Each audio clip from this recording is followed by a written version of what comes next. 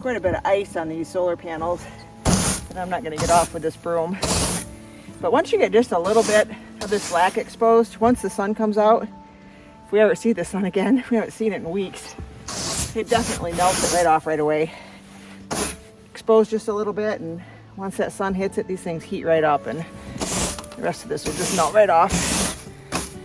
So you get the big snow off.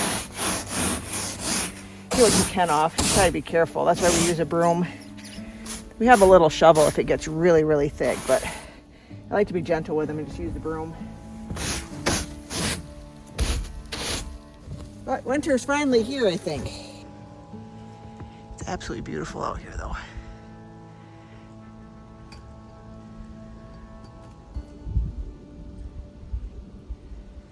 Let's go get the other ones.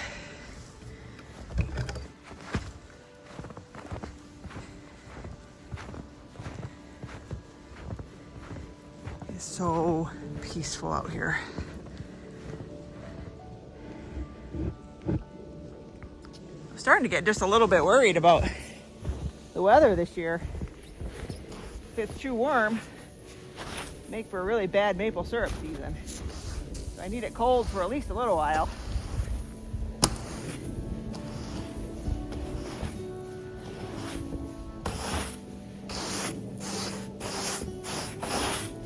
We got quite a bit of rain before we got the snow.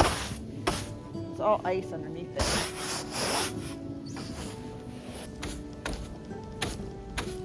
The ice on the bottom there is about 1.5 inches thick. I think it melted and then froze.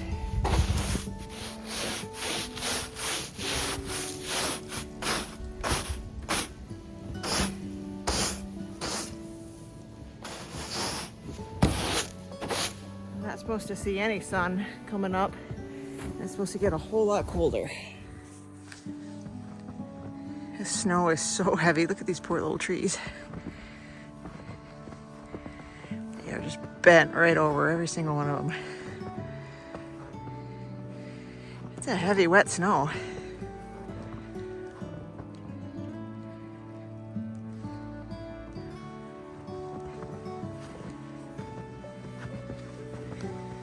It is so peaceful out here.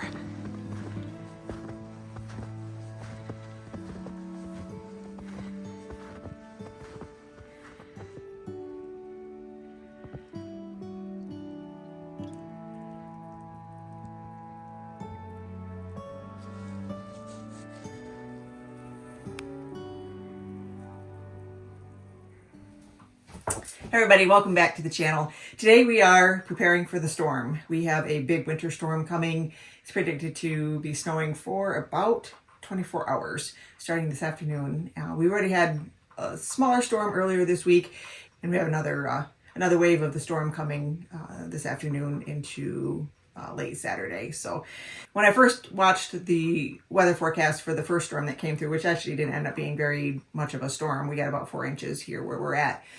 People were panicked. They were asking if they needed to be running to the store and getting things to get through the next day or so. And it got me thinking about preparedness and the fact that I have a very well-stocked pantry, and I know a lot of people don't. But the first thing I think that is important to learn when you want to learn how to be self-sufficient is to learn how to cook, learn how to bake, learn how to take care of yourself. You can stockpile all the foods that you want or that you think you need, and if you don't know how to cook them, it's not going to help you at all. So we're going to start with some of the simple things. Bread. Bread is so easy to make, and it's delicious. So it's so important to learn how to cook and take care of yourself. So we're going to start with something simple, and we're going to start with something fun, which is bread. So the first thing that we're going to do is we're going to make buttermilk. And I never keep buttermilk in my house because I just don't use it that often. And if I have it, it's usually in the freezer, and I don't have any in the freezer actually right now. So I only need a 1/4 cup. And usually if I have to buy buttermilk, it just sits there, and I end up throwing it in the freezer because I just don't use it enough. So a simple substitution for buttermilk is milk and a little bit of vinegar. And I've only got a 1/4 cup here, so I'm only going to use about a teaspoon of vinegar. And we're going to just add just a little bit of vinegar, and you're going to just let that sit. So that vinegar is going to ferment the milk and make buttermilk out of that, and that's a really good substitute for that. So while we're waiting for that to do that, I'm going to talk about the 7-grain cereal that we're going to be using for this bread recipe. And this is something that you can buy. I know Bob's Red Mill has a good variety of this. There's an 11-grain mix that you can use as well. Any of them are interchangeable. If you can find, you can only find the 9-grain, you can use 9-grain. It doesn't matter what you use. But this is a dry cereal that has oatmeal. It's got cracked wheat. I see some flax seeds in there. It's got corn. It's got just a bunch of different grains in there. So this one is, I think this one's a 9-grain. So there's 9 different grains in here. And what we did was took 1 cup of that and I poured boiling water over top of it. So it's 1.5 cups of boiling water, and then I just let it sit and get nice and thick, and it's nice and soaked. So that's ready to go, and that takes about an hour to soak that. So I'm going to put this away, and we're going to get started on the rest of our recipe. Don't use a boxed cereal, like a breakfast cereal. This is something that is, it's like an oatmeal and cracked type grains. So everything else that we're going to be using today is going to be yeast. We're going to use honey. I'm using just a regular all-purpose flour, and since I'm using regular all-purpose and not a bread flour, I'm going to add some vital wheat gluten to it also, just to make it more compatible to what a bread flour would be with the protein and the gluten content, to make it stick together just a little bit better. If you use just a regular all-purpose flour, sometimes your bread can be a little bit soft and it doesn't hold together very well for sandwiches and that kind of stuff. So I'm going to add a little bit of vital wheat gluten to that. Olive oil, salt. I use Redmond's real salt. Eggs, cereal, milk, a little bit of water, and some elbow grease. And that's all we're going to do. I do have a KitchenAid mixer. I'm not going to use it today because I'm going to show you how easy this is to make without any appliances. I'm going to use my Danish Whisk though. This thing is phenomenal for making bread. It's meant for really, really stiff doughs and for bread making, and it's really kind of neat. I'll put a link to in the description below for that. So first thing that we're going to do is we made our buttermilk, and now you can already see how thick that is getting. So we are going to take, my milk is still rather cold, which is good because my water is pretty hot here. You don't want to kill your yeast with too much heat. So I need a 1/4 cup of water as well. So that's pretty hot. So that's going to bring it right about to the right temperature between the two of those there. It's perfect. All right, so what we're going to do is take our yeast, and we want 1.5 tablespoons of yeast. You can buy this in bulk and keep it in your fridge and your freezer, and it lasts a really long time if kept properly. 1.5 tablespoons of yeast, and I'm going to give it just a little bit of sugar because yeast loves sugar. Just a little bit, maybe not even a teaspoon, half a teaspoon maybe. And then we're going to stir that in. Stir this in and just let it sit. And this is going to froth up, and that's how you know that your yeast is good. Smells good already.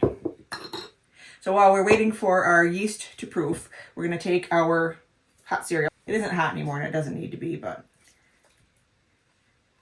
just like a oatmeal consistency. We'll put that in our bowl. We're going to add all of our other ingredients. So we need 3 eggs for this recipe. I just use the cheaper white eggs for my baking.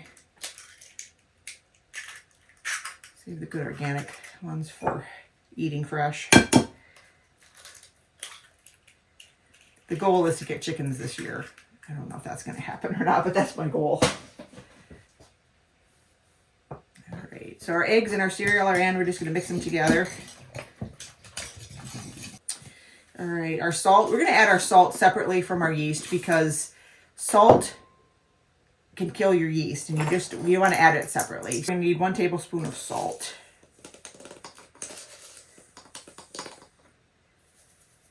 Bread is one of those things that suffers greatly if you don't put enough salt in it. So there's our salt. Mix that in well. And we're going to use some olive oil and some honey. I'm going to show you a little trick here for doing honey. Honey makes a sticky mess in your measuring cups. So what we're going to do is we're going to measure out our oil first and then do our honey afterwards, and then that will come right out of the measuring cup. So for our oil, we need 3 tablespoons of oil. So what I'm going to do is measure my 3 tablespoons of oil and put them right into my measuring cup that I'm going to be using for my honey, even though it's not going to be the same amount, because I need 1/3 cup of honey and only 3 tablespoons of oil. I only use olive oil, coconut oil. I do have organic canola oil in the house, but I only use that for seasoning my my cast iron. So I'm just going to run this, kind of get the whole cup covered in oil there.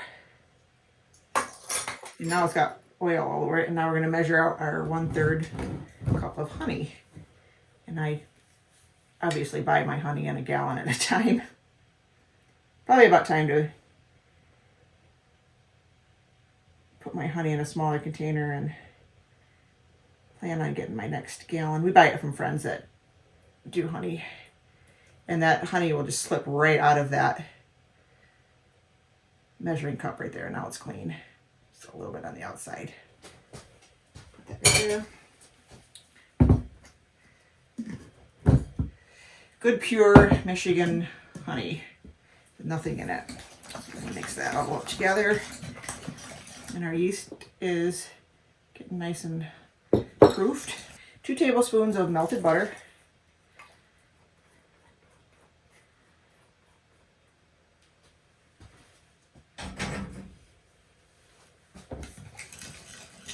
Mix that in. And now we're going to start on our flour. So you can see that our yeast is proofed up quite well. It's really fluffy in there.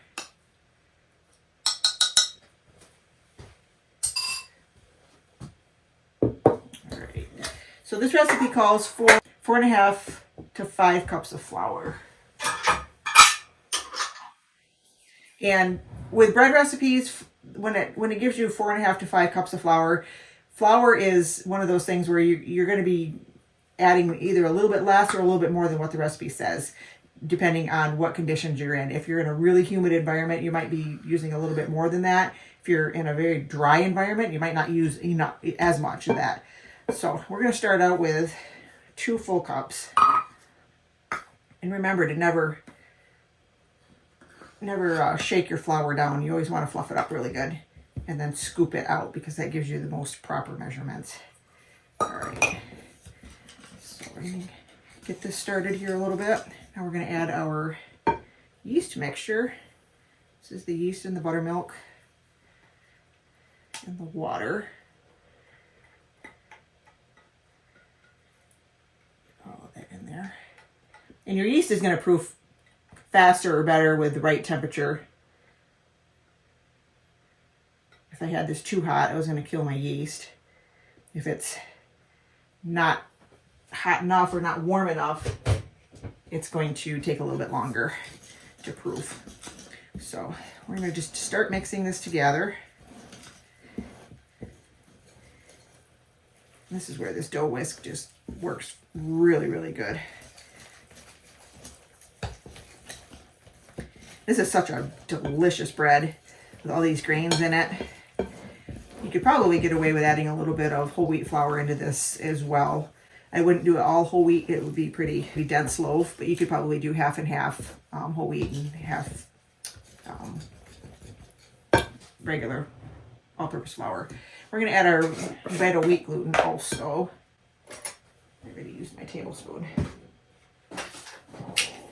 So for vital wheat gluten, you're going to use 1 tablespoon for every 2 cups of flour. Since we're going to be using about 4 cups of flour, I'm going to use 2 tablespoons of the vital wheat gluten. I'm just going to stir that in. It's just going to make your bread hold together a lot better. I've made this bread so many times in the past, and it's an absolutely delicious bread, but it does tend to fall apart a little bit. So this is my first time using the vital wheat gluten, and I discovered that that's kind of what the purpose of the wheat gluten is. And I thought, well, I'll add that to my bread, see if that holds it together just a little bit better. All right, so that's 2 cups. And you can see that we're still pretty thin here. So I'm going to add another cup of flour.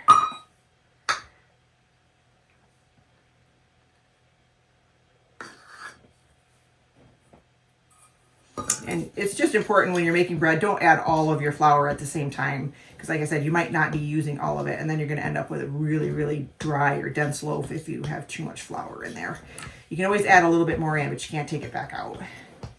So this is 3, and it's already starting to pull away from the sides of the bowl here a little bit. And you'd never be able to do this with a regular whisk. And it's good exercise.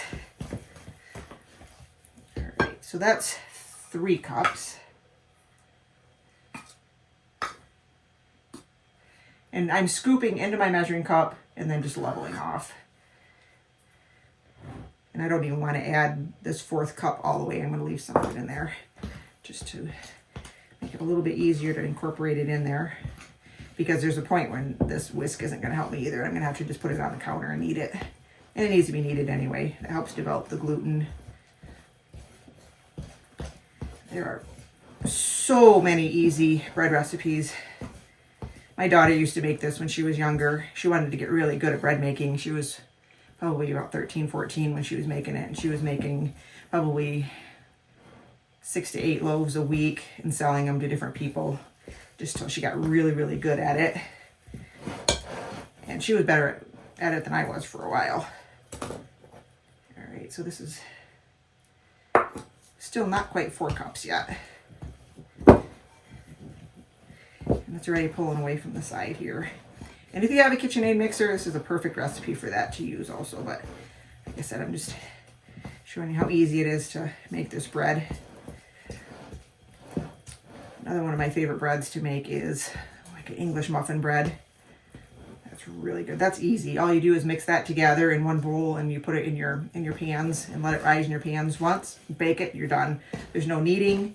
It's super simple.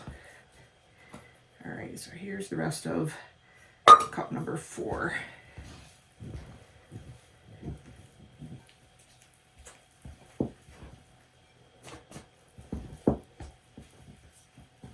It's pulling away from the sides of the bowl, but still pretty wet of a dough. So like I said, our recipe called for 4.5 to 5 cups of flour, so this is 4 cups. So this will be leveled off, will be 5 cups. So we're certainly not going to put all of this in. I'm going to put just a little bit in. Get rid of some of my other dishes here in a minute. And I think we're about to the point where we're going to be wanting to get this out onto the counter and just need the rest of your flour in from there. All right. It's getting a little hard to stir. So what we're going to do is we're going to take some flour, put it down on your counter. Make sure your counter's nice and clean. Oops. Picked the wrong shirt for playing with flour today.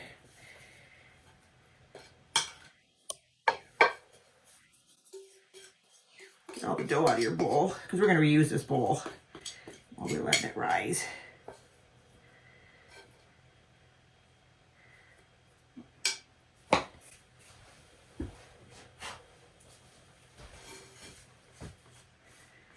Scrape it out really good.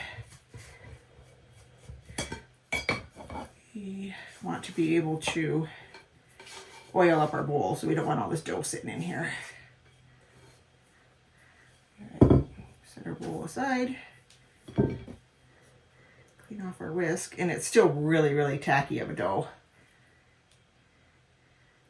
If it sticks to your hands, it's still too wet. Some bread recipes want it to be really sticky. Some of the no-knead breads that are like some of the Dutch oven breads that you do. I have a nice cranberry walnut Dutch oven bread that I make, and it's supposed to be a really wet dough, and that gives you kind of a good crust on it on the outside, and it also gives you lots of like air bubbles on the inside.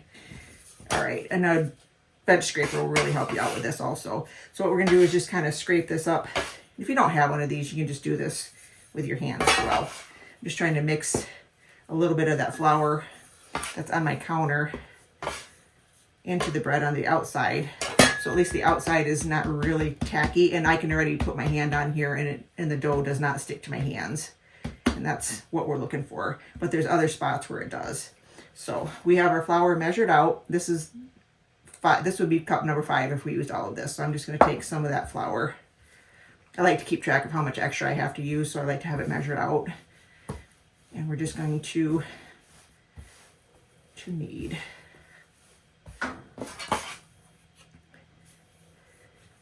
Use your bench scraper to scrape it up.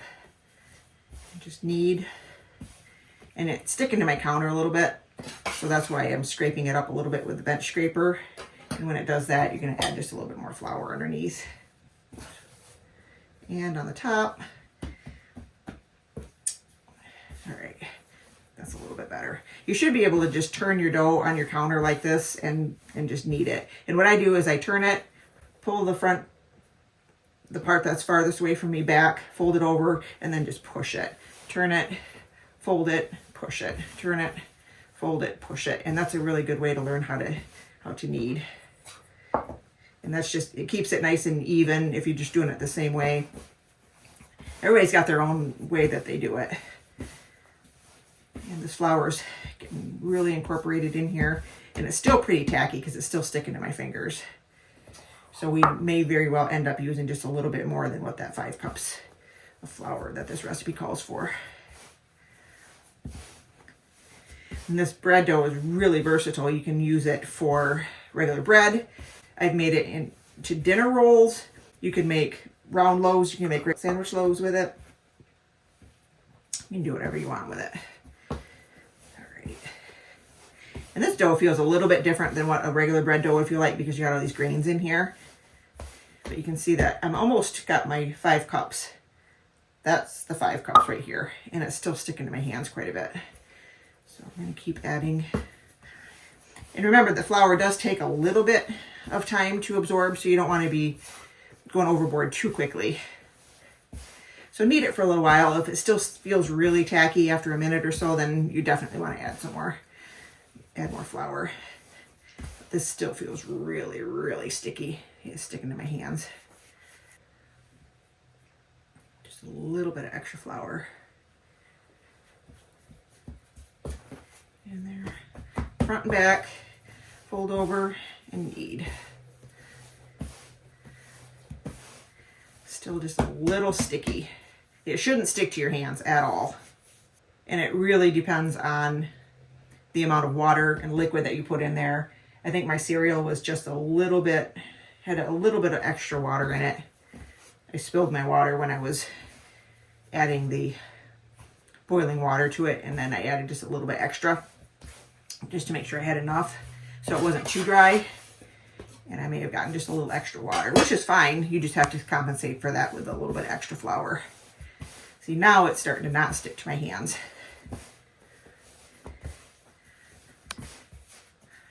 I should be able to just clean up all of this flour on the counter. Still a little sticky. And this is going to be a little bit moisture of a dough, but it shouldn't stick to your hands. Not like that. We're just adding a couple tablespoons at a time. Top and bottom, and just continue kneading.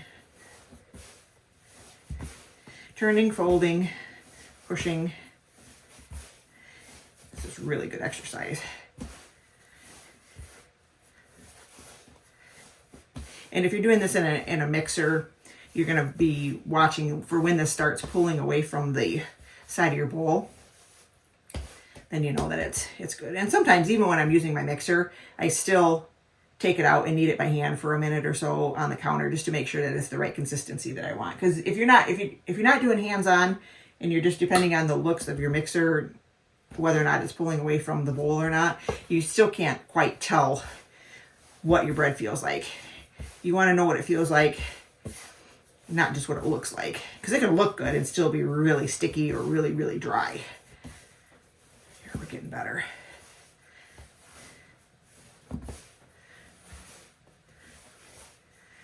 All right, you want to knead this for a few minutes.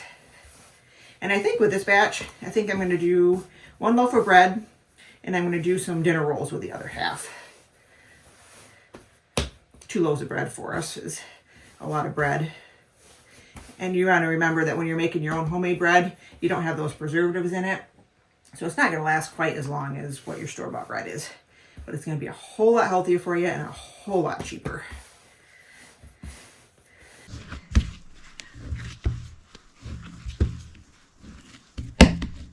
See, it's sticking to my hand just a little bit yet, so it's still just a little tacky. Just a little sprinkle, and it's sticking to my counter still.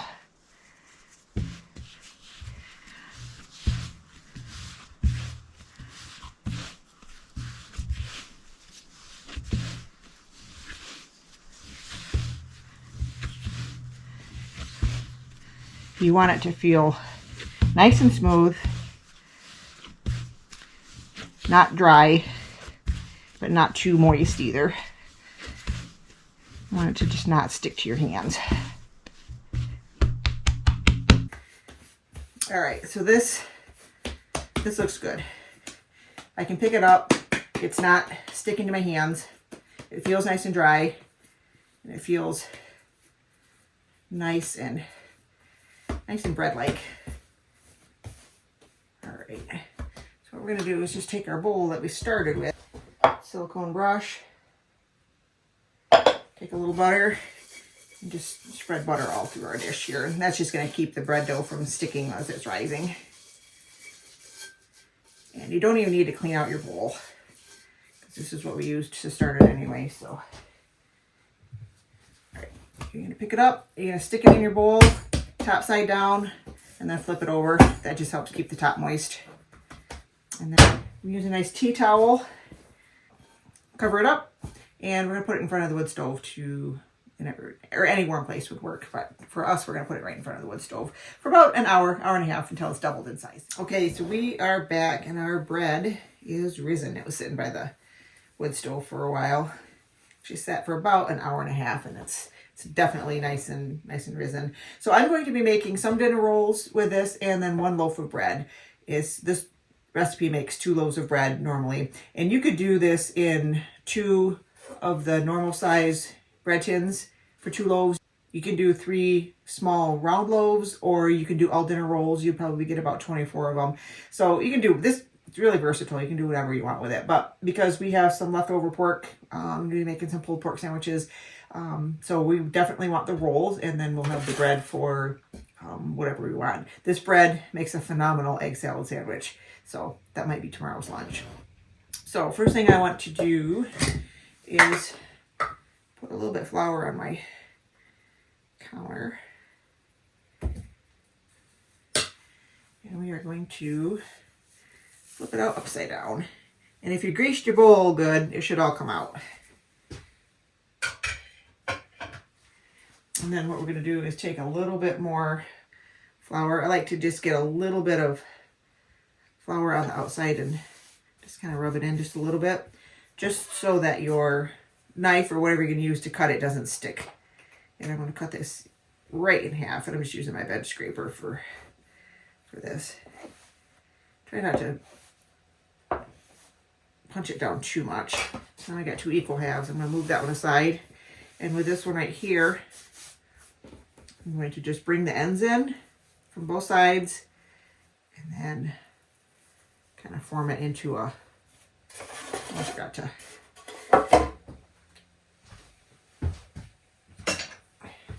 I forgot to grease my pan. I just use butter, a little silicone brush, grease it really well. Get up into those corners, because that's where it's going to stick. Like half a tablespoon of butter would be good. All right. Kind of roll it into a tube. Pulling your ends in there. And then we're going to set that aside and let that rise as well. And that's going to be about to the point where it's just a little bit over the side is where you want it to be. So the rest of this I'm going to make into rolls. So before I forget to do this one, I'm going to grease this one as well. I like using butter for this instead of cooking sprays. It's a lot healthier.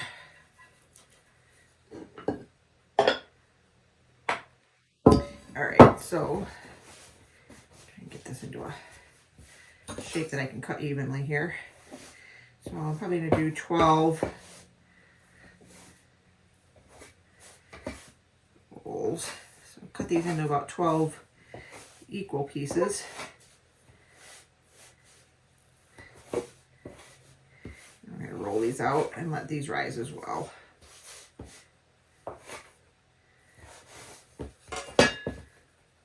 So now what I'm going to do is just kind of fold over all of the ends right to the bottom here and just fold it over a couple of times. And then do you have a nice little roll? Kind of pinch your bottoms together there a little bit and then set them in your pan and let them rise.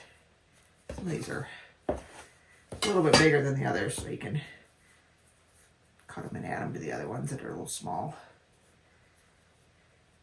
And once these rise, you're really not going to notice any imperfections that you had in making them into rolls. They're very forgiving.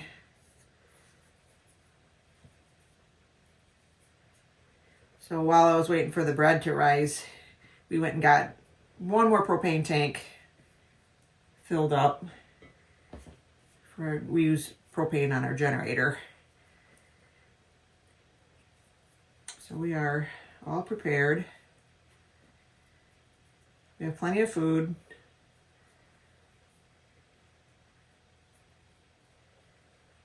Here. You want to leave a little space in between these because they're going to rise up. So that one's a little small, so I'm going to take from that one. It's been such a weird winter. It's been warmer than normal, less snow than normal, and our ground isn't even frozen yet. As you can probably see that at the beginning when Dan was snow plowing, that we got a lot of dirt in our snow yet because he's just picking up so much dirt because it's not frozen. And I was a little bit worried for a while there that, I mean, warm winters make for not very good maple syrup season. You need to have it really cold for a while. And I am almost out of my maple syrup for bartering, so I have enough stashed for us, but I like to give it away and trade people things for it. So I need some more maple syrup this year, and when it's really warm.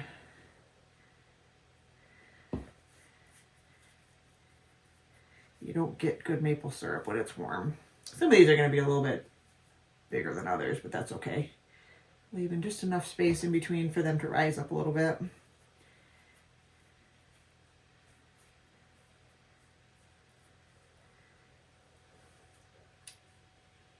Alright, so they're evenly spaced through there. I'm going to put these back by the fire and let those rise up. So probably about 45 minutes to an hour for these to rise up again. This one's still risen quite a bit. I did punch it down.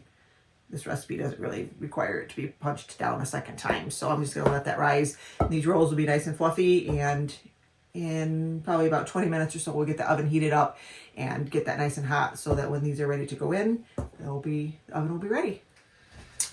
Okay, so it's been about a half hour, a little more. They were sitting in front of the wood stove and it's pretty warm over there. So the rolls are risen nicely and the bread is just slightly over the edge of the pan. So we're going to pop these in a 375-degree oven, 30 minutes for the bread. And I'm probably going to pull the rolls at about 18 to 20 minutes because they won't be quite so long. So into the oven they go.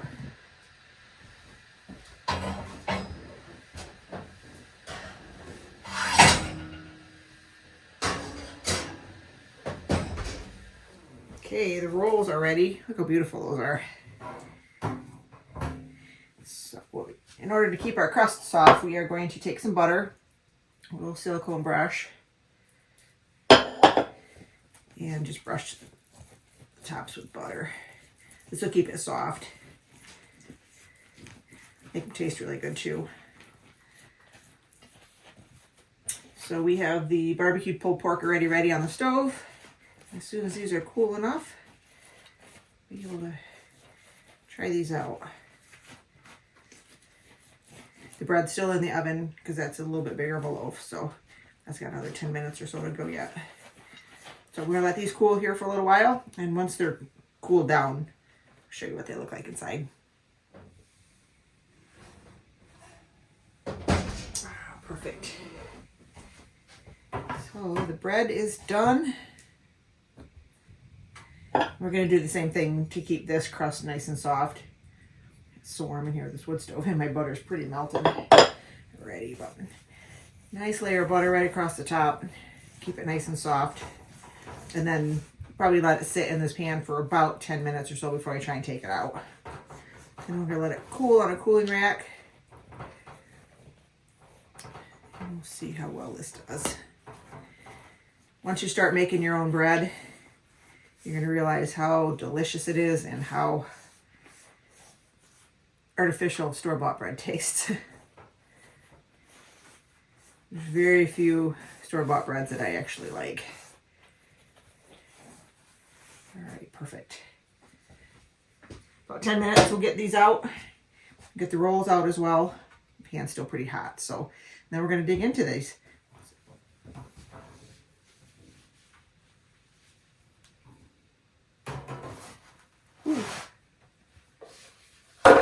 Still a little hot. We'll let that continue cooling right there. And we're going to try these rolls. Nice and done on the bottom. I think the Vital Wheat gluten was definitely a good addition to these. It doesn't seem to fall apart quite so easy, but oh, those are going to be delicious. Since that part broke off, I just have to eat that.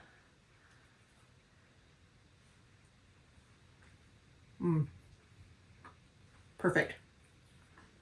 We'll use these for our supper tonight and let this cool and use that for something else. I'll put a copy of this recipe in the description below. Thanks for joining us today. See you next time.